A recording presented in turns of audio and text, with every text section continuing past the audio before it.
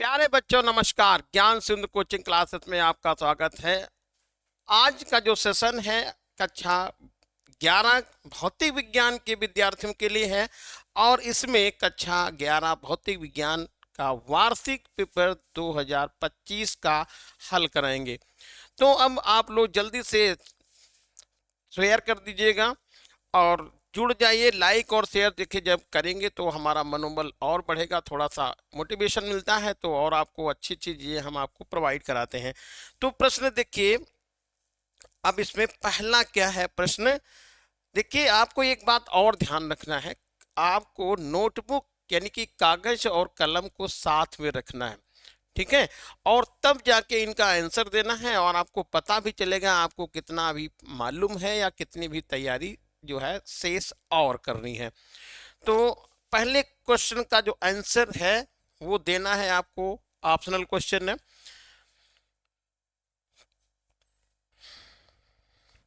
प्रकाश वर्ष निम्न में से किस भौतिक राशि का मात्रक है?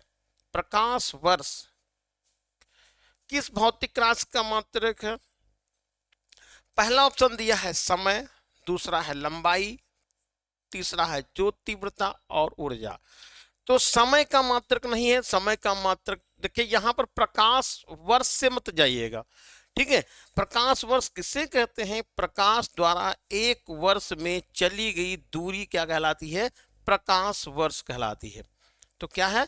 प्रकाश द्वारा एक वर्ष में चली गई दूरी ही प्रकाश वर्ष कहलाती है और ये दूरी का बड़ा मात्रक है, ठीक है।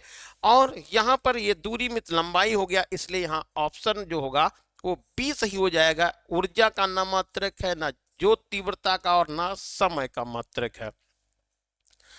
क्वेश्चन अगला जो है, एक वस्तु विराम अवस्था से h मीटर की ऊंची चोटी से गिरती है, तब पृथ्वी पर पहुंचने पर उसका वेग कितना होगा वो निकालना है। जैसे ये कोई मान लीजिए वस्तु है और पृथ्वी तल से h ऊंचाई पर ये रखी थी और यहाँ या कह सकते हैं कि ये कोई h ऊंचाई की चोटी थी, उस h ऊंचाई की चोटी पर ये यहाँ पर वस्तु थी, इसको गिरा दिया गया। जब विराम अवस्था से गिराया गया मतलब स्वतंत्रता अवस्था से गिराया गया, u का मान कितना हो जाएगा? u का मान तो 0 हो जाएगा। ऊंचाई कितनी है? ऊंचाई तो h है, ऊंचाई को आप h लिख लीजिएगा और गुरुत्वीय त्वरण को स्मॉल g बोल दीजिएगा। गुरुत्वीय त्वरण त्वरण ये हो गया स्मॉल g। वेग निकालना है आपको, समीकरण लगाना है गति का त्रिसी समीकरण। गति का त्रिसी समीकरण होता क्या है? v स्क्वायर बराबर u square plus 2gh। v square की जगह पे v स्क्वायर लिखिएगा, ये आपका आंसर, ये u 0 हो जाएगा 2 और gh हो जाएगा। तो v स्क्वायर बराबर कितना हो गया? 2gh या v बराबर होगा अंडर रूट 2gh। अब आंसर देख लीजिए कौन सा सही है। तो देखिए 2gh गलत है क्योंकि क्या लाना है आपको? अंडर रूट 2gh लाना है, इसलिए ऑप्शन यहां पर जो होगा वो डी सही हो जाएगा, अंडर रूट 2gh। अगला क्वेश्चन है, यदि vector A dot vector B बराबर ए बी, तो ए और बी के बीच का कोण बताइए कितना होता है। तो देखिए कैसे इसको हल करेंगे। ए वेक्टर डॉट बी वेक्टर दिया हुआ है ए बी, तो यहां आप इसको लिखते हैं A B, A vector dot B vector को लिखते हैं ए बी कॉस थीटा और ये हो जाएगा ए बी। तो कॉस थीटा बराबर होगा ए बी और बटे ए बी, ये तो कट गया। कॉस थीटा बराबर ये 1 हो गया, कॉस थीटा बराबर ये होगा कॉस 0, क्योंकि कॉस 0 का मान 1 होता है, तो यहां पर क्या आ जाएगा? थीटा बराबर 0 अंश। कितना आएगा? थीटा बराबर 0 अंश। ऑप्शन कौन सा सही है? ऑप्शन यहाँ पर पहला सही है। ए यानी थीटा बराबर कितना होगा 0, यानी दोनों के बीच में कोण कितने अंश हो जाएगा 0 अंश का होगा। यहाँ पर अंश का निशान भी लगा सकते हैं। अगला क्वेश्चन दिया हुआ है रुद्धोष्म प्रक्रम होता है स्थिर ताप पर, स्थिर दाब पर, स्थिर ऊष्मा पर और स्थिर आयतन पर।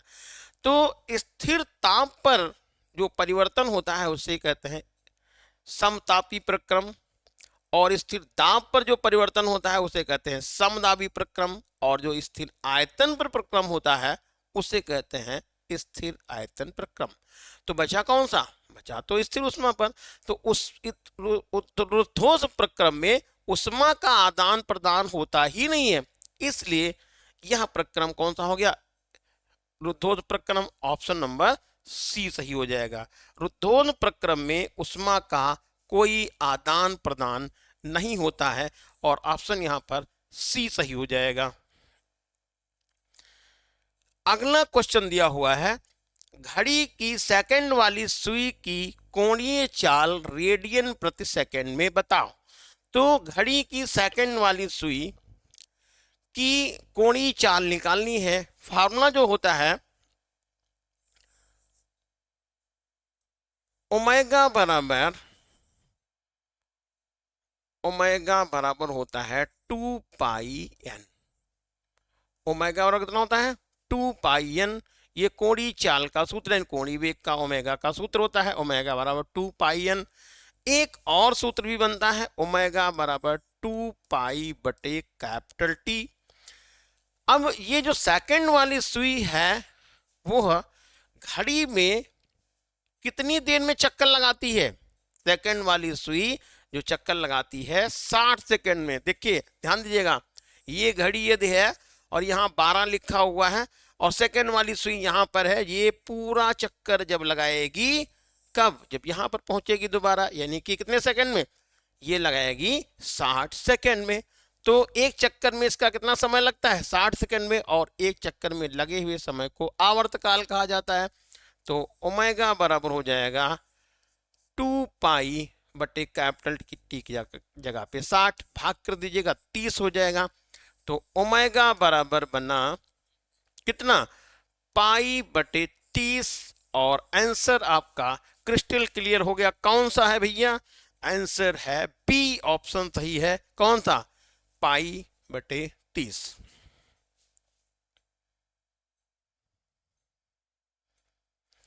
ये ऑप्शन नंबर बी सही है। अगला जो क्वेश्चन है कह रहे संरक्षी बल कौन सा नहीं है। तो संरक्षी बल किसे कहते हैं, यानी कि पूरे एक चक्र में किया गया कार्य शून्य होता है, संरक्षी बल कहलाता है। ठीक है, तो हाँ पहले नंबर पर भी आया घर्षण बल, ये घर्षण बल संरक्षी बल नहीं है। और ये जो गुरुत्वीय बल है, प्रत्यास्थ बल है, वैद्युत बल, ये सब कौन से बल हैं, संरक्षी बल हैं। यानी कि ऑप्शन यहां पर सही हो जाएगा, कौन सा, ए सही होगा, घर्षण बल, और यही संरक्षी बल नहीं है। अगला जो क्वेश्चन दिया हुआ है बा खंड में क्वेश्चन नंबर 2, और ये प्रश्न भी एक एक नंबर के हैं। पहला प्रश्न पूछा गया है एक सेकंड में कितने पिको सेकंड होते हैं।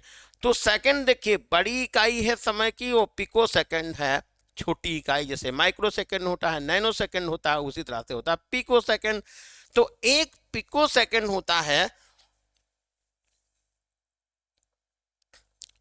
10 की पावर -12 सेकंड, यानी कि एक पिको सेकंड कितना हो जाएगा, एक पिको सेकंड बराबर 10 की पावर -12 सेकंड। और ये हो गया इस प्रश्न का आंसर। बल आघूर्ण की विमा लिखिए। तो बल आघूर्ण का जो मात्रक होता है, या फार्मूला बोलें या मात्रक लिख लें, तो बल आघूर्ण का जो मात्रक होता है वो होता है न्यूटन मीटर। न्यूटन मीटर होता है बल आघूर्ण का मात्रक, और बल आघूर्ण का मात्रक न्यूटन मीटर होता है, और कार्य का मात्रक भी न्यूटन मीटर होता है। इसलिए बल आघूर्ण की जो विमा है आप क्या कैसे लिखेंगे, यहाँ पर न्यूटन की विमा लिख लीजिएगा, न्यूटन मतलब बल की विमा, ml, ये लिख दिया मैंने न्यूटन और मीटर। तो बल की विमा हो गई ml की पावर -2 और ये इसके साथ में और ऐड कर दीजिएगा, तो ये हो जाएगा ml² t की पावर -2। कितना आ जाएगा, ml² t की पावर -2। ये निकल गई विमा किसकी, बल आघूर्ण की विमा। अगला क्वेश्चन है प्रत्यास्थता गुणांक का मात्रक बताइए। तो प्रत्यास्थता गुणांक होता है प्रतिबल बटे विकृति, प्रतिबल होता है बल बटे क्षेत्रफल, विकृति की कोई विमा होती नहीं है क्योंकि विकृत होती है लंबाई में वृद्धि बटे प्रारंभिक लंबाई। तो यहां पर क्या लिखेंगे, प्रत्यास्थता गुणांक का मात्रक होगा न्यूटन प्रति मीटर स्क्वायर। क्या हो जाएगा, न्यूटन प्रति मीटर स्क्वायर। अगला क्वेश्चन है तरंग संचरण हेतु माध्यम का कौन सा गुण नहीं है। तो देखिए तरंग संचरण के लिए माध्यम का गुण है वो आवृत्ति नहीं है। कौन सा गुण नहीं है, आवृत्ति नहीं है। यानी ऐसे कर दें कि तरंग जब संचलित होती है एक माध्यम से दूसरे माध्यम में जाती है तो उसकी आवृत्ति पर कोई प्रभाव नहीं होता है। कार्य के लिए सूत्र लिखना है तो कार्य का सूत्र क्या होता है, कार्य बराबर होता है बल गुणे विस्थापन, बल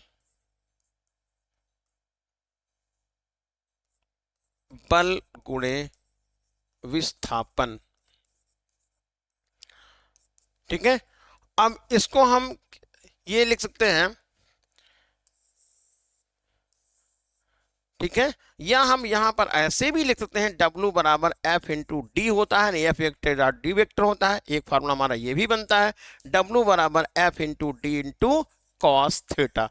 अब यहां पर यदि पूछा जाए कि बल कार्य सबसे अधिकतम कब होता है, जब बल और विस्थापन के बीच में कोण 0 अंश का होता है तो कार्य सबसे ज्यादा होता है, और कार्य सबसे न्यूनतम कब होता है, शून्य कब होता है, तो जब बल और विस्थापन के बीच में 90 अंश का कोण होता है तो कार्य शून्य होता है। जब कोण होगा 90 और 180 अंश के बीच तो कार्य हो जाएगा निगेटिव में। अब आइए अगले प्रश्न में, अभिकेंद्र बल का सूत्र लिखिए। तो अभिकेंद्र बल किसे कहते हैं, यदि कोई वस्तु वृत्तीय पथ पर चक्कर लगाती है तो केंद्र की तरफ लगने वाला बल क्या कहलाता है, अभिकेंद्र बल कहलाता है। और इसका जो फार्मूला बनता है वो अभिकेंद्र बल का फार्मूला होता है F बराबर mv²/r। क्या होता है फार्मूला, F बराबर mv²/r, ये फार्मूला बनता है। और एक फार्मूला लिखेंगे F बराबर mr, चलिए ऐसा लिख लीजिएगा, F बराबर mr ओमेगा स्क्वायर, या इसको यहां मैं लिख लेता हूं F बराबर mr ओमेगा स्क्वायर। ठीक है, अब यहां पर m क्या है, पिंड का द्रव्यमान है, v क्या है, पिंड का वेग है, r क्या है, पथ की त्रिज्या है। ठीक है, और ऊपर भी देखें m क्या है, द्रव्यमान है, r क्या पथ की त्रिज्या है, और ओमेगा क्या है, कोणीय वेग है। अगला लिखा हुआ है कार्य की विमा लिखिए। तो कार्य की विमा अभी देखो मैंने बता दी, इसी में आया था। तो कार्य की विमा आप रट लीजिए, चाहे ऐसे लिख लीजिएगा ml² t की पावर -2 निकाल ले सकते हैं, और अभी मैंने इसी सेशन में पिछले प्रश्न में बताया भी है। एक अश्व शक्ति कितने वाट के बराबर होता है, तो एक अश्व शक्ति बराबर होता है 746। कितना होता है, एक अश्व शक्ति बराबर होता है, एक हार्स पावर बराबर होता है 746 वाट। ये हो जाएगा इस प्रश्न का आंसर, एक अश्व शक्ति बराबर 746 वाट। अगला क्वेश्चन दिया हुआ है, यदि दो सदिश i -2j + 8 के, तो ज्ञात कीजिए a vector dot a vector का परिमाण तथा एकांक सदिश का मान ज्ञात कीजिए। तो पहले परिमाण निकालना है, फिर एकांक सदिश का मान निकाल लेना है। तो परिमाण निकालने के लिए क्या करेंगे, आपको यहां पर परिमाण निकालना है तो आपको लिखना पड़ेगा a वेक्टर का मैग्नीट्यूड कितना होता है, अंडर रूट का निशान लगा देंगे। आई का गुणांक है 1 का स्क्वायर करेंगे, प्लस का निशान लगाएंगे, ये -2 का स्क्वायर कर देंगे और +8 का स्क्वायर कर देंगे। 1 का स्क्वायर कितना हो जाएगा? 1 का स्क्वायर तो 1 हो गया है, और ये 4 हो जाएगा, और ये 64 हो जाएगा। 64 और 4 कितने होते हैं? 68, और 1 हो गया 69। तो हमारा ये आंसर निकल के आ जाएगा 69, वो भी अंडर रूट के अंदर।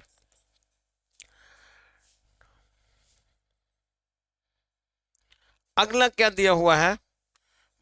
किसी माध्यम में एक तरंग की तरंगदैर्ध्य 0.5 मीटर है। इस माध्यम में तरंग के कारण किसी दो बिंदुओं के बीच में कलांतर है π/2, तो उन बिंदुओं के बीच की दूरी कितनी है निकालनी है। तो यहां पर देखिए तरंगदैर्ध्य दे रखी है, लैम्डा बराबर है, लैम्डा बराबर 0.5 मीटर, ये हो गया। कलांतर फाई दिया हुआ है, तो आप डेल्टा फाई बराबर आया π/5, ये हो गया। दो बिंदुओं के बीच की दूरी निकालनी है, तो डेल्टा x बराबर क्वेश्चन मार्क। तो यहां पर जो फार्मूला बनता है वो होगा लैम्डा बराबर delta phi upon delta T into delta X. ठीक है,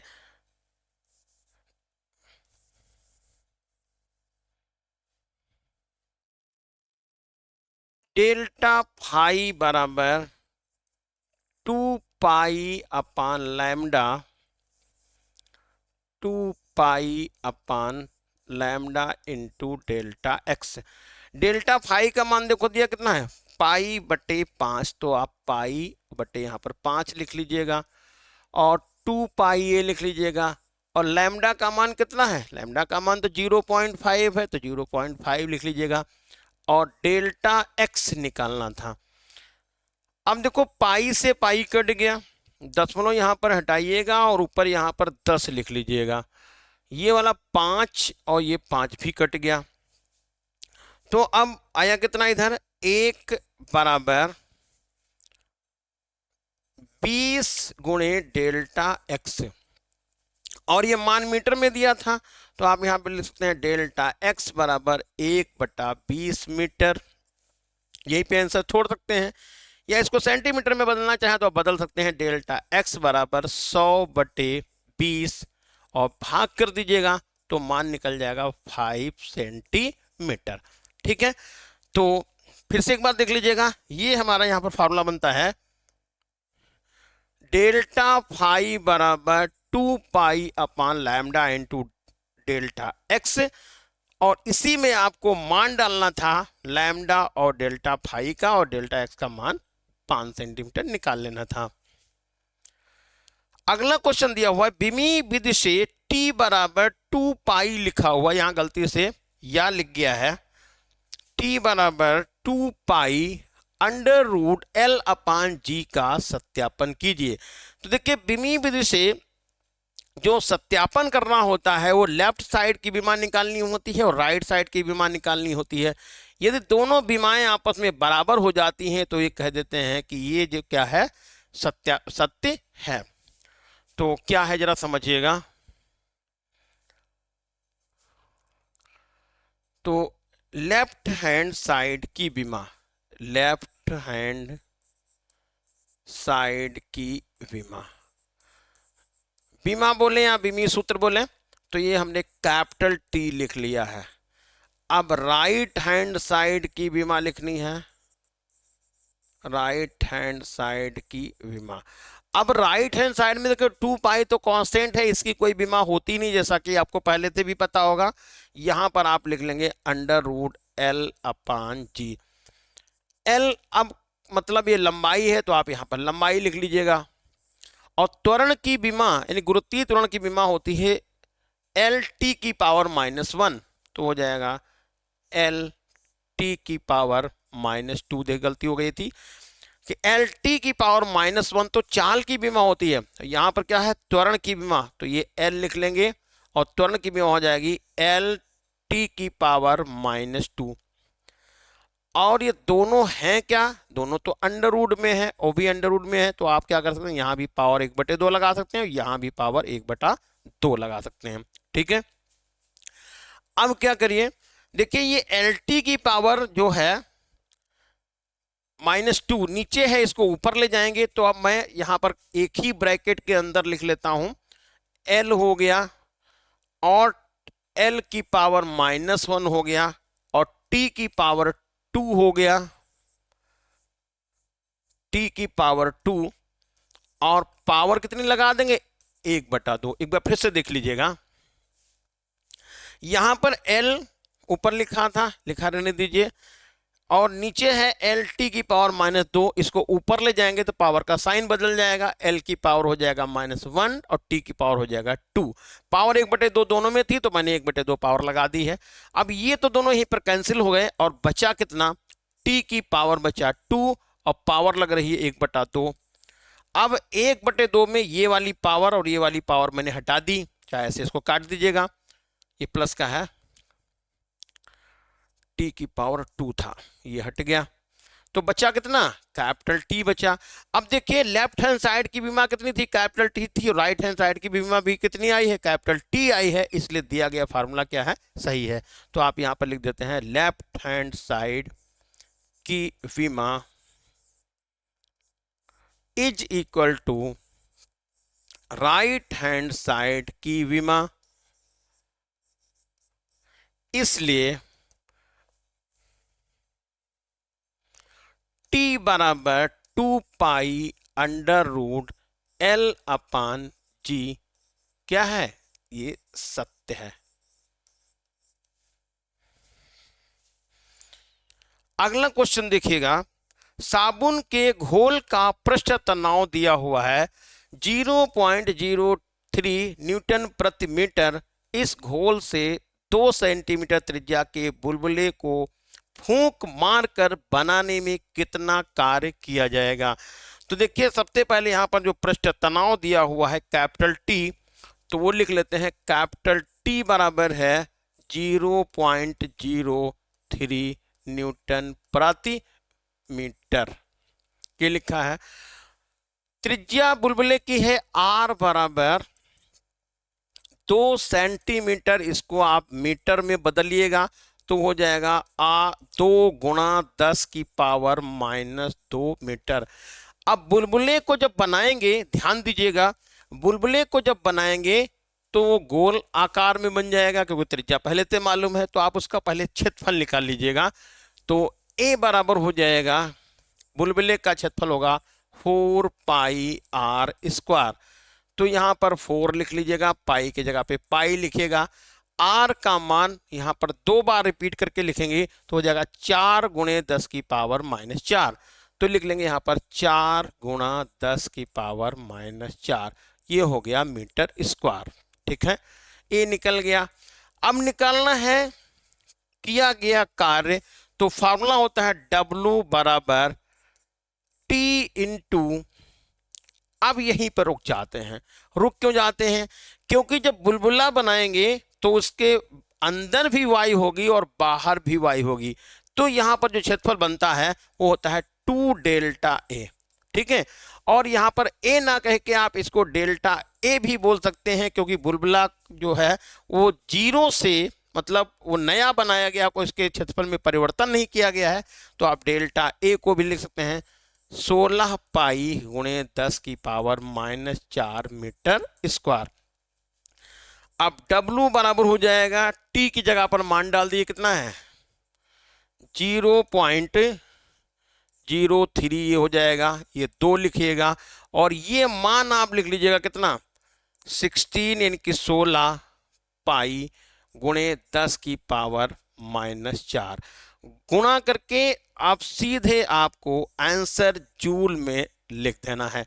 ठीक है, तो क्या आंसर मिल जाएगा यहाँ पर, W बराबर 0.03 और गुणे 2 × 16 × 10⁻⁴ है, यहाँ पर ध्यान रखना लास्ट में -4, ये वाला मैंने यहाँ पर ये क्षेत्रफल का मान लिखा है।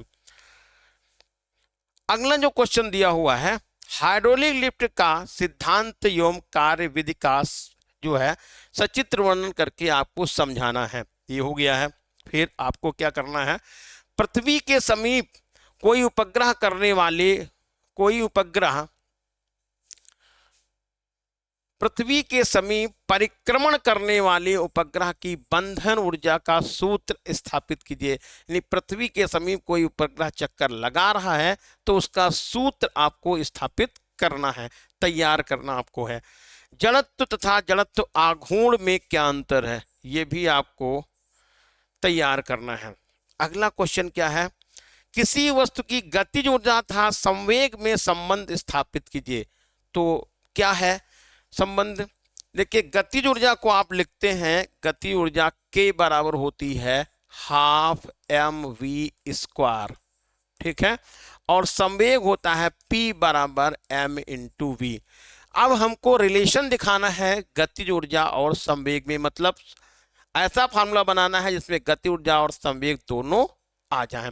तो क्या करना है, देखिए गति ऊर्जा मैंने यहां लिख ली हाफ m, और यहां पर लिख दिया है v स्क्वायर।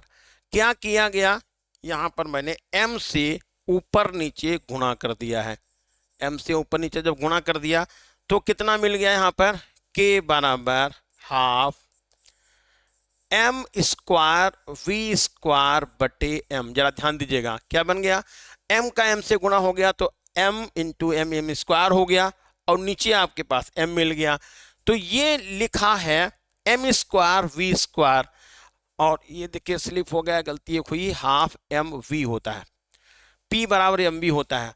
तो देखिए half M square V square है, तो यदि हम p का स्क्वायर कर दें तो क्या बन जाएगा, p स्क्वायर बराबर एम स्क्वायर वी स्क्वायर, यानी ये चीज बन जाएगी p स्क्वायर बराबर एम स्क्वायर वी स्क्वायर। अब एम स्क्वायर वी स्क्वायर की जगह पे आप p स्क्वायर लिख सकते हैं, तो ये हमारा बन गया यहाँ पर 1/2 p स्क्वायर बटे m। क्रॉस गुणा कर जाइएगा तो ये हो जाएगा 2km, 2 पहले लिख लिया, km लिख लिया, और बराबर हो गया p स्क्वायर। यही रिलेशन हो गया है, या आप लगा दीजिए अंडर रूट, p बराबर हो जाएगा अंडर रूट 2km, और ये आपको संबंध पता चल गया गतिज ऊर्जा और संवेग में। क्या है, p बराबर अंडर रूट 2km। अगला क्वेश्चन है, ग्रहों की गति के संबंध में केपलर के तृतीय नियम का उल्लेख कीजिए। तो केपलर का तृतीय नियम क्या है, तो केपलर का तृतीय नियम है टी स्क्वायर समानुपाती आर क्यूब। टी स्क्वायर समानुपाती आर क्यूब, ये है केपलर का तृतीय नियम। तो यहां पर लगे हाथ ये भी देख लीजिएगा कि केपलर का प्रथम और द्वितीय नियम क्या है। प्रथम नियम में बताया था, जिसे कक्षाओं का नियम कहा जाता है, कि प्रत्येक ग्रह सूर्य के चारों ओर दीर्घवृत्ताकार कक्षा में चक्कर लगाते हैं और सूर्य उसके एक फोकस पर स्थित होता है। क्या है प्रथम नियम, प्रत्येक ग्रह सूर्य के चारों तरफ दीर्घवृत्ताकार कक्षा में चक्कर लगाते हैं और सूर्य उसके एक फोकस पर होता है। यानी कि कुछ इस कंडीशन में, जैसे ये उसकी कक्षा दिखा दी और कहा ये सूर्य या तो यहाँ होगा या फिर यहाँ होगा। पहला नियम हो गया, इसे कक्षाओं का नियम कहा जाता है। सेकंड नियम क्या है, किसी भी ग्रह को सूर्य से मिलाने वाली रेखा, जैसे ये ग्रह है और ये सूर्य है, तो उसको P लिख लीजिएगा, इसको S लिख लीजिएगा। किसी भी ग्रह को सूर्य से मिलाने वाली रेखा समान समय में समान क्षेत्रफल पार करती है। ये हो गया दूसरा नियम। दूसरा नियम आपके सामने लिखा हुआ है। अगला जो क्वेश्चन है, आदर्श गैस में PV बराबर RT है। PV बराबर RT, यहां पर थोड़ा गलत लिखा है, PV बराबर RT, ये इससे गलत लिखा है, PV बराबर RT। RT में R का विमीय सूत्र बताओ, R का विमीय सूत्र बताओ। PV बराबर RT में R का विमीय सूत्र क्या है, तो R का विमीय सूत्र कैसे निकालेंगे, यहां पर PV बराबर RT लिख लीजिएगा, RT, R और T, ठीक है। R का विमीय सूत्र निकालना है तो क्या करना है, देखिए पी वी बराबर आर टी, तो आर बराबर हो जाएगा पी वी अपान टी। अब दाब का भी सूत्र लिखना है, आयतन का लिख देना है और ताप का लिख देना है। तो कैसे लिखेंगे, देखिए यहां पर दाब का विमी सूत्रों का बल बटे क्षेत्रफल, तो बल हो जाएगा एम एल टी की पावर -2 और क्षेत्रफल कितना हो जाएगा एल स्क्वायर हो गया, ये दाब का। और आयतन का क्या है, अलग अलग ऐसे यहां पर लिख लीजिएगा। आयतन का कितना हो जाएगा एल क्यूब हो जाएगा, तो यहां पर एल क्यूब लिख लीजिएगा। और ताप का कितना लिखिएगा, थीटा लिख दीजिएगा। अब जरा क्या करिए समझिए, यहां पर ये टी है, ये टी है, ऐसे हो गया आर बराबर पी यू अपान टी। तो अब यहां पर देखिए यम तो और कहीं है नहीं, एम को तो सिंगल है, तो मैं यहां पर एम को अकेले लिख लेता हूं, ये हो गया। एल देखिए कितना है, यहां पर एल 1 है और 3 वहां और है, तो 3 और ये 1 मिलके 4 हो जाएगा, और 4 में से नीचे वाला 2 हट जाएगा तो 2 बचेगा, तो एम एल स्क्वायर बन गया। कहां से है पता चल गया, एक बार फिर से देख लीजिएगा। एल ऊपर लिखा हुआ है यहां पर देखिए, और एल की पावर 3 लिखा है, तो ये 1 मिलके कितना हो जाएगा, 1 और 3 मिलके 4 हो गया। 4 में से नीचे वाला 2 हट गया क्योंकि ऊपर जाएगा तो माइनस का हो जाएगा, तो ये निकल गया। और टी कितना है, टी तो पहले से 2 था, तो टी की पावर -2 लिख लिया, और थीटा की पावर कितना हो गया -1। तो कितना बन जाएगा,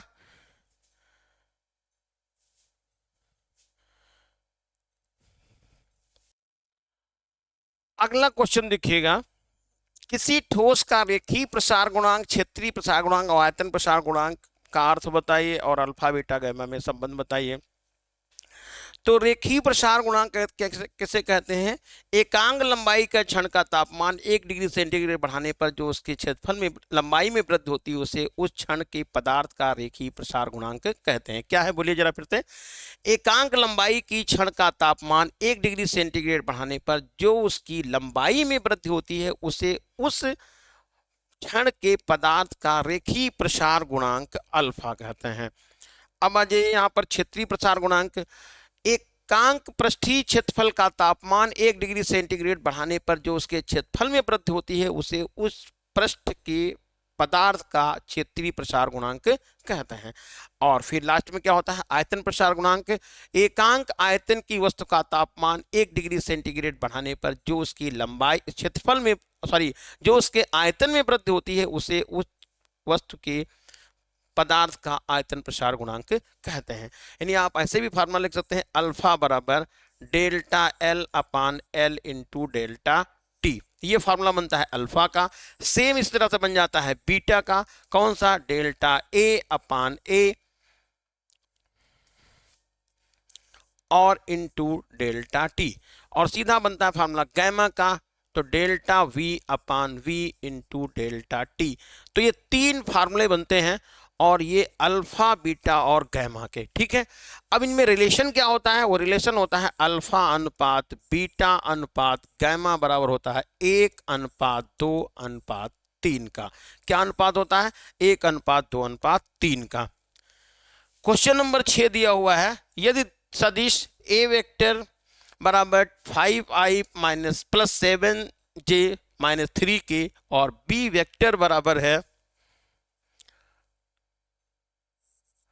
2i प्लस 2j माइनस सी के परस्पर लंबवत हैं तो सी का मान बताइए। तो यहां पर क्या करेंगे, लंबवत होने के लिए जो शर्त बनती है वो ए वेक्टर डॉट बी वेक्टर बराबर 0 होता है।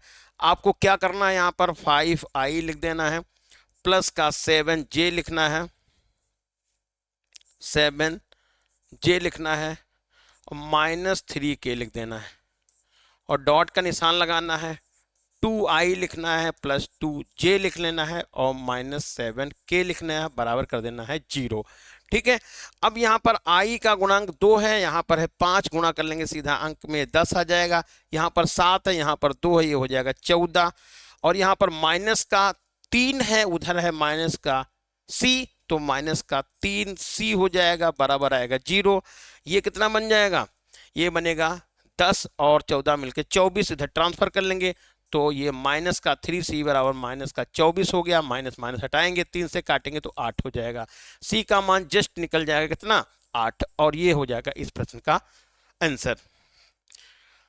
अगला क्वेश्चन दिया हुआ है, 1 जूल को अर्ग में बदलिए। गलती से वर्ग लिख गया है, अर्ग में बदलिए, अर्ग में बदलिए।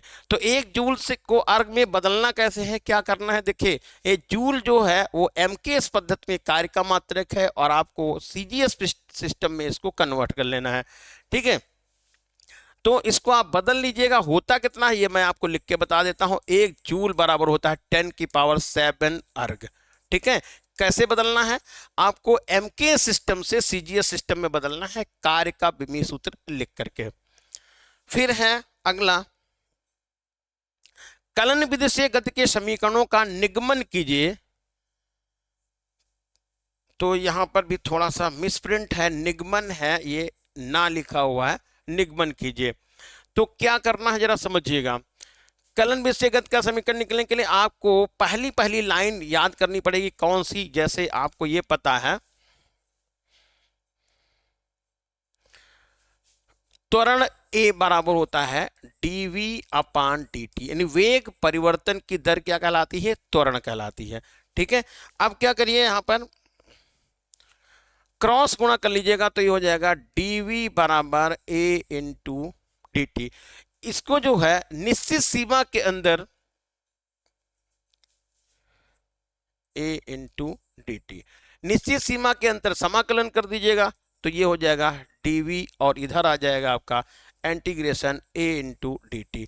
यहां पर जो लिमिट रखनी है वो देखिए, वेग है तो वेग की स्टार्टिंग कहां से होती है, वेग की स्टार्टिंग u से होती है और खत्म कहां पे, v पे होती है।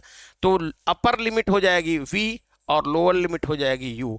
टाइम देखिए 0 से स्टार्ट, जहां से समय को मापना शुरू करते हैं वो 0 होता है और मैक्सिमम समय t जाता है, तो आपको यहां पर 0 to t लिख देना है।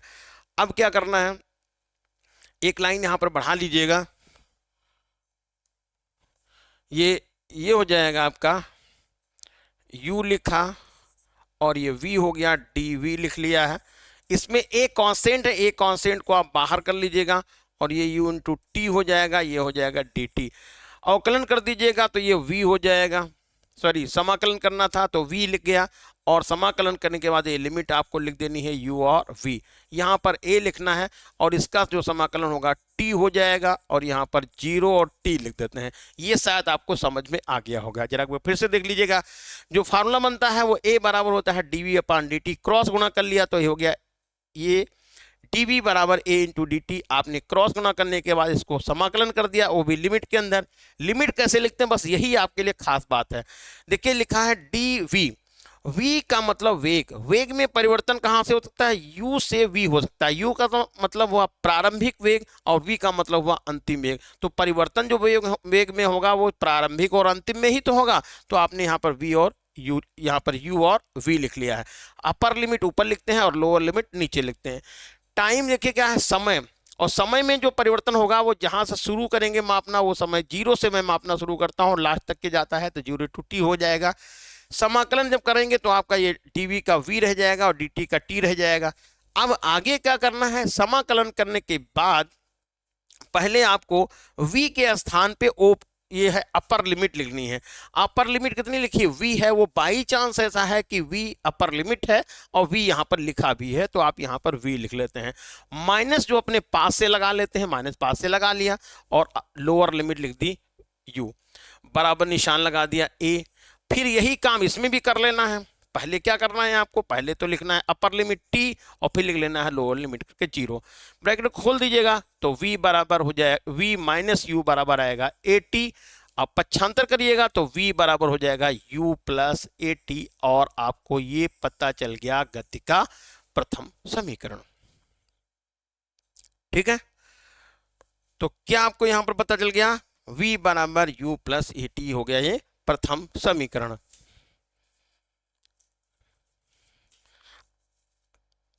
अब देखिए अगला, इसका जो सेकंड समीकरण क्या है, सेकंड समीकरण को कैसे हल करेंगे उसकी भी आपको पहली लाइन याद रखनी है। पहली लाइन है क्या, पहली लाइन ये याद रखिएगा, वेग बराबर ds अपान dt। क्या होता है? वेग बराबर ds अपान dt, यानी चाल बराबर दूरी बटे समय, क्रॉस गुणा कर लीजिएगा तो हो जाएगा ds बराबर v इंटू dt। यहां तक कोई दिक्कत नहीं है। अब देखिए हम अभी पढ़ के आए हैं कौन सा, v बराबर u प्लस ए टी, आप यहां पर लिख लीजिएगा तो ये हो जाएगा ds बराबर और u प्लस ए टी हो गया, ब्रैकेट बंद करके dt लिख दिया है, ds लिख लीजिएगा और u इंटू dt लिखिए, ब्रैकेट खोल लें, ध्यान दीजिएगा ब्रैकेट खोल दिया है, और ये हो जाएगा plus a into T into D T, ये हो गया है। ठीक, अब आपको लिमिट के अंदर इंटीग्रेशन करना है तो यहां पर इंटीग्रेशन का निशान चाहे आप यहीं पे लगा दीजिएगा, और ये मैंने यहां पर अलग अलग निशान लगा दिया है।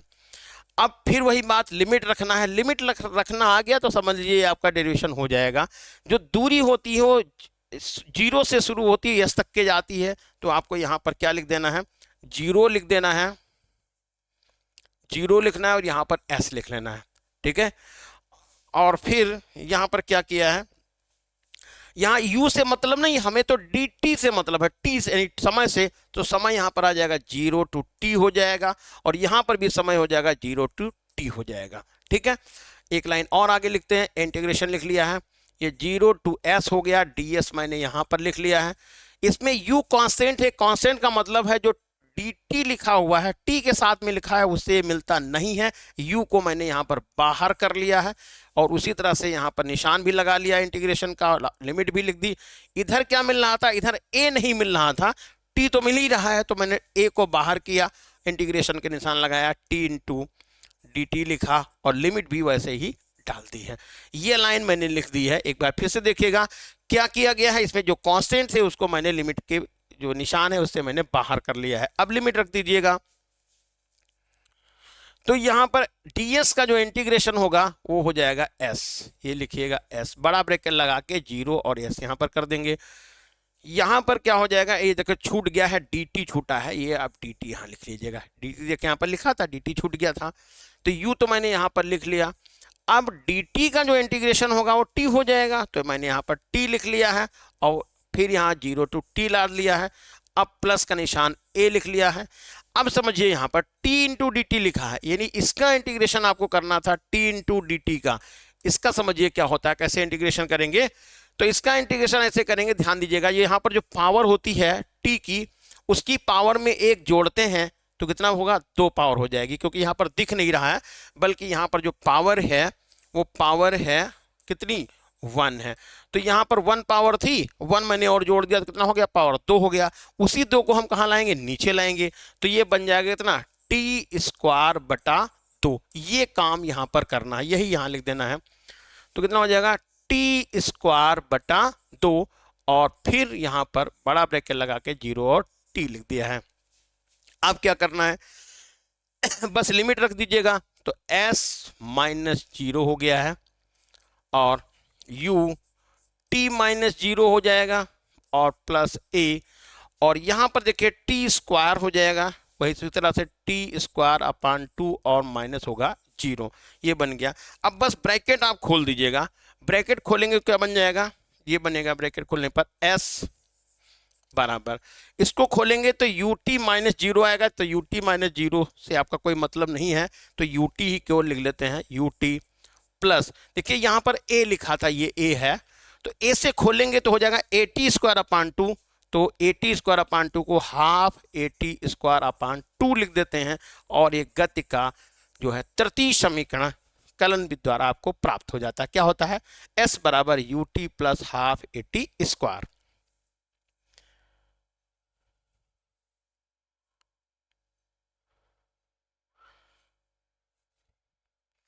अब देखिए यहां पर क्या है, तीसरा समीकरण दिया हुआ है, गति का तीसरे समीकरण का कैसे निगमन करेंगे, तो तीसरा समीकरण के लिए फिर वही बात है कि आपको एक लाइन ध्यान रखनी है, कौन सी, वो लिखनी है a बराबर dv अपान dt, जो कि हम पहले लिख के आए हैं, पहले वाली समीकरण को सिद्ध करने के लिए। अब क्या करना है, यहां पर जो है वो ds/dt अलग से गुणा कर देना है। क्या करना है, a बराबर dv/dt लिखना है और गुणे का निशान लगा देना है और ds/ds लिख लेना है। अब आगे इसको क्या करेंगे, a बराबर देखो dv लिखेंगे अपान ds को इसके पास में ले जाएंगे, ये स्थान की ओर बदल देंगे ds का, और गुणे ये हो जाएगा ds/dt। जरा फिर से देखिएगा, a बराबर क्या लिखा था, dv/dt, हमने गुणा कर दिया है ds/ds से। अब ds और dt का आपस में स्थान बदल कर दिया है, तो ds को भेज दिया dt के स्थान पे, और यहां पर इसको जो भेज दिया ds को इसके स्थान पे। ठीक है, अब ये क्या बन गया, a बराबर हो गया ये ds/dt तो v हो जाएगा, तो v बराबर हो जाएगा कितना, dv/ds। ठीक है, क्या बना, a बराबर v इंटू dv/ds। क्यों, ये वेग आ गया, ds/dt क्या कहलाता है, वेग कहलाता है, तो आपने v लिख लिया है पहले और dv/ds लिख लिया। अब सीधे क्रॉस गुणा कर लेना है, तो क्रॉस गुणा जब करेंगे तो ये हो जाएगा v इंटू dv बराबर a इंटू ds। क्या हो जाएगा, v इंटू डी बराबर a इंटू डी एस। फिर वही काम, लिमिट के अंदर इसको इंटीग्रेशन करना है, तो मैंने यहाँ पर निशान लगा दिया, इधर भी निशान लगा दिया इंटीग्रेशन का। अब dv जो है उसको क्या करना है, लिमिट लिखनी है, तो वेग होगा u और v, तो यहाँ पर u लिख देते हैं और यहाँ पर वेग v लिख देते हैं, और यहाँ पर दूरी फिर वही आता है 0 और s होता है। इसका जो इंटीग्रेशन होगा v का, अभी t वाले का लिखा था तो उसी तरह से लिख देंगे, v² हो जाएगा, ब्रैकेट लगा के ये u और v लिख लेंगे बराबर, a को बाहर किया है, ये बाहर हो गया, और ये बनेगा कितना, s हो जाएगा, और लिमिट हम कितना लिख देते हैं, 0 और s लिख लेते हैं। अब यहाँ पर ध्यान दीजिएगा, इसमें क्या करेंगे, अपर लिमिट पहले लिख लेंगे, तो हो जाएगा कितना, v² माइनस u² बराबर हो जाएगा a, और ब्रैकेट में बनेगा s माइनस 0। अब इसमें जब वो लिखिए ऐसे, ये हो जाएगा v² माइनस u² कर लेंगे और बराबर हो जाएगा as। क्रॉस गुणा कर दीजिए आप, तो क्या बनेगा, v² माइनस u² बराबर 2as। पक्षांतर करिएगा तो v² बराबर u² प्लस 2as, और ये जो बन के आया वो हो गया गति के तृतीय समीकरण का निगमन, वो भी जो है कलन विधि द्वारा। अब आता है अगला प्रश्न, उपग्रह में भारहीनता की स्थिति होती है, स्पष्ट कीजिए। आपको ये दिखाना है कि जो उपग्रह है उसमें भारहीनता की स्थिति होती है, ये दिखा आपको स्पष्ट करना है, या दिखा दीजिएगा या सिद्ध कर दीजिएगा। ये होता क्या है, देखिए, जब तक जिस तल पे आप खड़े होते हैं उस तल की प्रक्रिया यदि इन केस 0 हो जाएगी तो भारहीनता की स्थिति होती है, और यही स्थिति उपग्रह की होती है।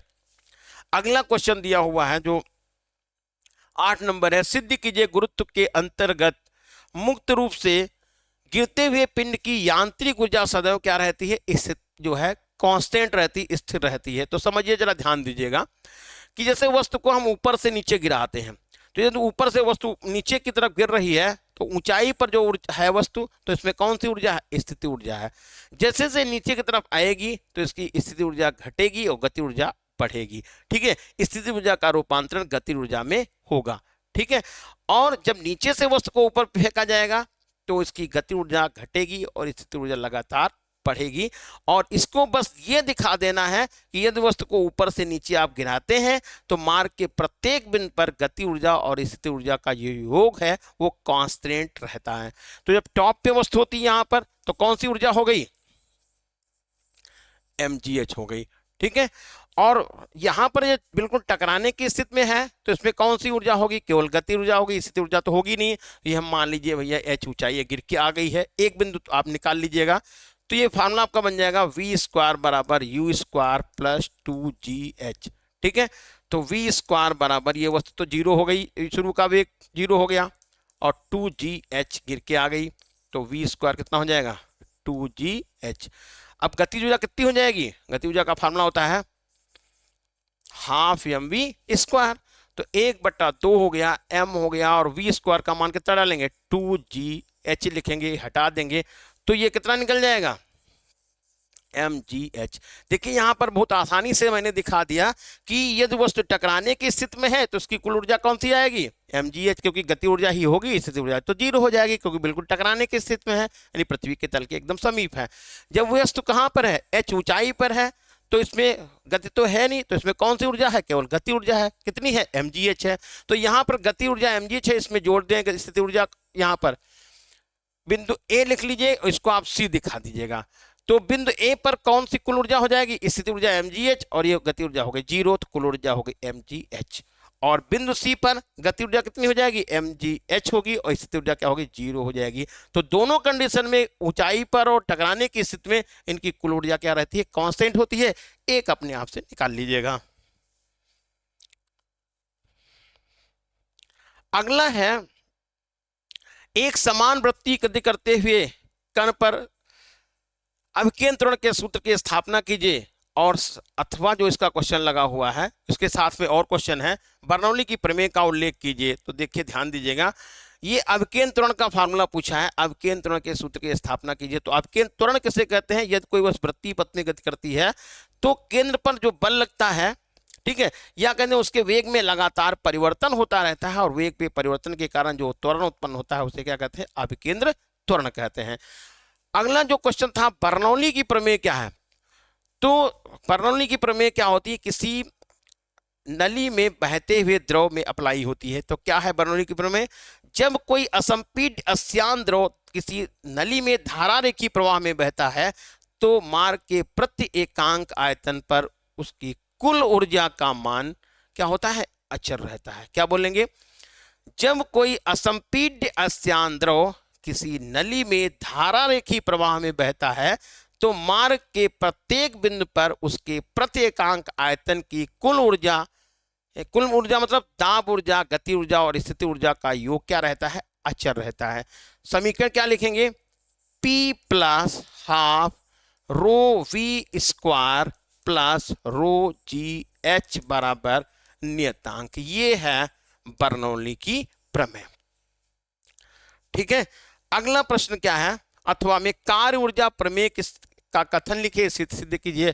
तो कार्य ऊर्जा प्रमेय क्या है? किसी वस्तु पे किया गया कार्य उसमें ऊर्जा में परिवर्तन के बराबर होता है। क्या बोलेंगे? किसी वस्तु पर किया गया कार्य उसमें ऊर्जा परिवर्तन के या उसकी ऊर्जा में परिवर्तन के बराबर होता है। तो ये था आज का सेशन। आप लोगों को भैया कैसा लगा जरूर कमेंट करके बताइएगा, और मेहनत करके पढ़ते रहिएगा। ठीक है, और मेहनत ही एकमात्र जो है सहारा है। ठीक है, एकमात्र ही रास्ता है, शॉर्टकट कोई रास्ता सफल नहीं है। इसलिए आप अच्छे से आप मेहनत करिएगा, और चैनल के साथ यानी हमारे साथ आप लोग जुड़े रहिएगा। जो भी आपकी कमेंट है, रिक्वायरमेंट है, उसको आप चैट कर सकते हैं। धन्यवाद।